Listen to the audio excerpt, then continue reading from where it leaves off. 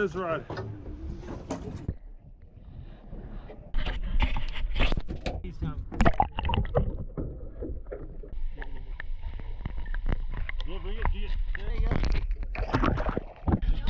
Holy mackerel, Nathan. Look at the belly on that guy. He's Dutch Harbor size. He is Dutch Harbor size.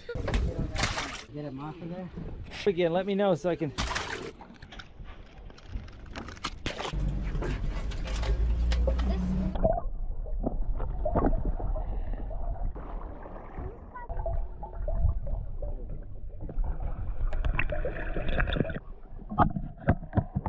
That's off the line.